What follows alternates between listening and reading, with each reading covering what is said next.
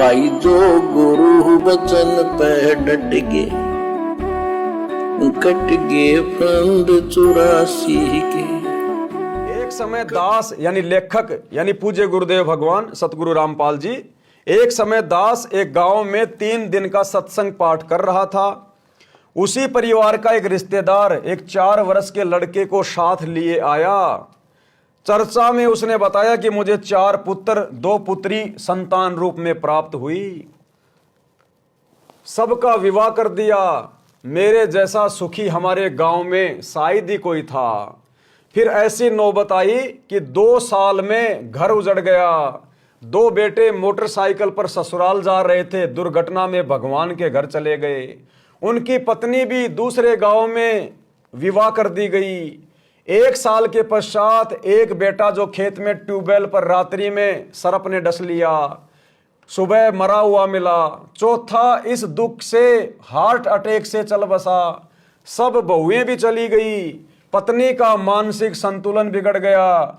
यह लड़का बड़ी लड़की का है जिसके सहारे दिन काट रहा हूं, बेटी को घर पर रखा है। बताइए, जब तक सच्चे गुरु की शरण में नहीं आएंगे, सत भक्ति नहीं करेंगे, हमें वही मिलेगा जो हमारे भाग्य में लिख दिया गया है। भाग्य में लिखे हुए को यदि कोई सृष्टि में काट सकता है तो सच्चा सतगुरु, और धरती पर वर्तमान में वो सच्चा सतगुरु सतगुरु रामपाल जी हैं, अन्य नहीं। प्रिय पाठकों से निवेदन है कि विवेक से काम लें, यानी थोड़ा ठंडे दिमाग से काम लें। सत्संग सुनना शुरू करें एक बार। देखो, ज्ञान से ही ज्ञान होता है। हम अपने बच्चों को स्कूल में क्यों भेजते हैं? ज्ञान प्राप्ति के लिए। क्योंकि हमें पता है यदि बच्चा शिक्षा प्राप्त करेगा तो नौकरी लगेगा, धन कमाएगा, अपना परिवार सुखमय बना लेगा। लेकिन हमें भक्ति के बारे में किसी ने बताया नहीं कि यदि हम भक्ति करेंगे बचपन से सच्चे सतगुरु की तो हमारा लोक और परलोक दोनों सुखी हो जाएंगे। अरे वो शिक्षा जो तुम अपने बच्चे को 15-20 साल तक देते हो, धन भी जो है उसके ऊपर लगाते हो, वो शिक्षा तुम्हें क्या देगी? ज्यादा से ज्यादा वो शिक्षा तुम्हें 2 टाइम की रोजी रोटी दे सकती है, इससे ज्यादा कुछ नहीं देगी। और वो भी ना जाने हर साल कितने लड़के डिग्रियां ले लेके घूम रहे हैं। 2% को नौकरी मिलती है, मुश्किल से 2% को। मान लीजिए आपके बच्चे को नौकरी लग गई, जिस बच्चे को आपने 20 साल तक पढ़ाया, लाखों रुपया उसके ऊपर आपने खर्च किया, वो केवल 2 टाइम की रोजी रोटी ही कमा सकता है जब तक जिएगा। आगे क्या? जब परमात्मा के दरबार में जाएगा फिर क्या? फिर अगले जन्मों में क्या? जब गधा बनेगा, कुत्ता बनेगा, सुअर बनेगा, तब कौन उसको नौकरी देगा? कहां से वो डिग्री लेगा? इसलिए परमात्मा की भक्ति करना सबसे बड़ी डिग्री है, सबसे बड़ी नौकरी है। लोक और परलोक दोनों सफल होंगे, सुखी होंगे। प्रिय पाठकों से निवेदन है कि विवेक से काम लें और मानव जीवन की सच्ची राह पकड़ें, भक्ति अवश्य करें।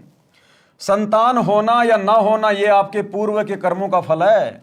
यदि संतान को धर्म कर्म का ज्ञान नहीं है तो वह चाहे कितनी ही नेक है, कभी न कभी गलती कर ही देगी। वह सब पाप कर्मों के कारण होगा, क्योंकि हर किसी की किस्मत अलग अलग होती है। ये जरूरी नहीं है कि आप जी बहुत अच्छे इंसान हैं तो आपकी संतान भी बहुत अच्छी होगी। आपकी संतान अपना अलग भाग्य लिखा के लाती है, आप जी अपना अलग भाग्य लिखा कर लाए हैं। क्योंकि मरने के बाद वो बेटा कहीं जन्म लेगा, तुम कहीं जन्म लोगे। अगले जन्म में अगर मनुष्य जन्म मिला, क्या पता तुम्हारा जन्म पाकिस्तान में होगा, और जो तुम्हारा बेटा था मरने के बाद उसका जन्म क्या पता अमेरिका में हो जाए। फिर तुम कैसे मिलोगे? कहां मिलोगे? अमेरिका में उसका कोई और बाप होगा, पाकिस्तान में तुम्हारा कोई और बाप होगा। तो इसी प्रकार हर आत्मा अपना अपना भाग्य लिखा कर लाती है। आप बहुत अच्छे इंसान हैं, नेक इंसान हैं, लेकिन जरूरी नहीं कि आपके बच्चे बुढ़ापे में आपकी सेवाएं करेंगे। अच्छे माता पिता की संतानें अपने माता पिता को बुढ़ापे में बहुत ज्यादा दुखी भी कर देती हैं।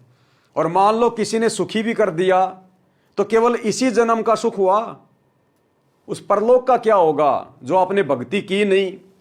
फिर क्या होगा अगले जन्म में? जब आप कहीं पर गधे बन के घूमोगे तो आपका बेटा आपको क्या राहत देगा? क्या पता अगले जन्म में आपका बेटा बनेगा कुमार और तुम बनोगे गधे।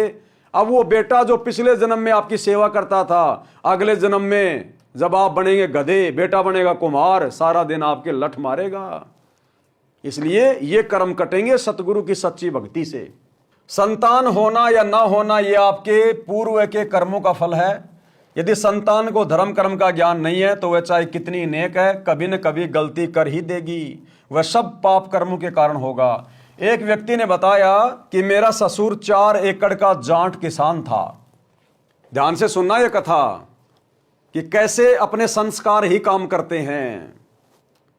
एक व्यक्ति ने बताया कि मेरा ससुर था और 4 एकड़ जमीन थी उसके पास में, 4 एकड़ जमीन, वो किसान था।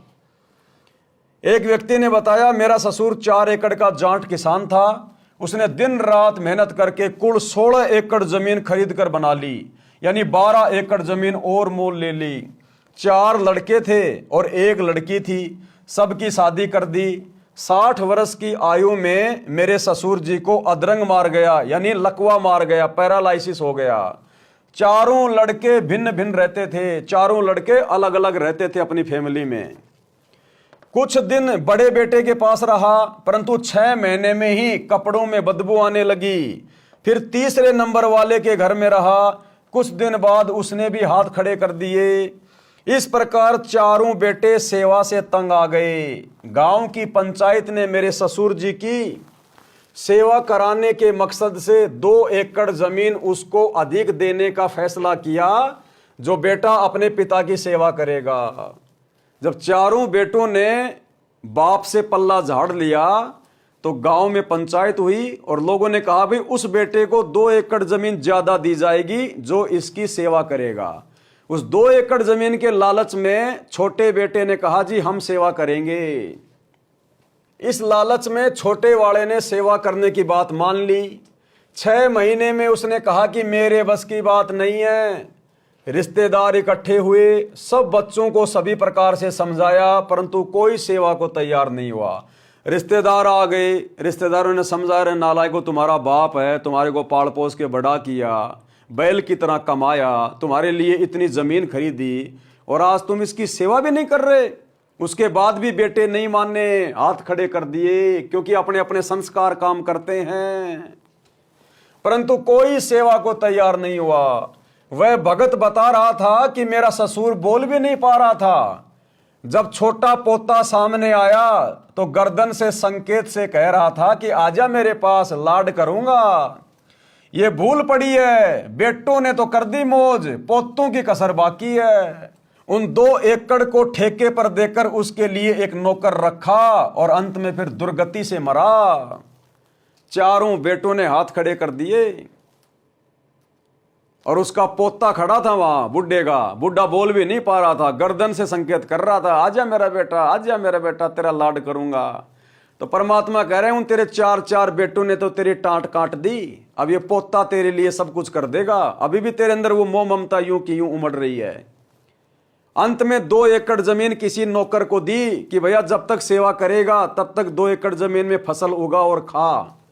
और अंत में वो बुढ़ा फिर भुगत भुगत के मरा दुर्गति से। अब जब तक उस बुढ़े के पिछले जन्म के भक्ति संस्कार काम कर रहे थे तब तक तो घर में मौज थी, बढ़िया काम धंधा कर रहा था, अपने बेटों को जमीन भी लेके दे दी। और जैसे ही उस बुढ़े के पिछले जन्म के भक्ति धन में कमी आई, ऐसे ही उसकी दुर्गति शुरू हो गई, पैरालाइसिस हो गया, लकवा मार गया। और अब उसके बेटे भी उसकी सेवा नहीं कर रहे थे, अंत में दुर्गति से मरा भुगत भुगत के। तो भैया सतगुरु की शरण में आए बिना केवल जीव का संस्कार ही काम करेगा। अगर वो बूढ़ा सतगुरु की शरण में आ जाता तो भक्ति की शक्ति से उसके बच्चों में भी अच्छे संस्कार प्रफुल्लित होते।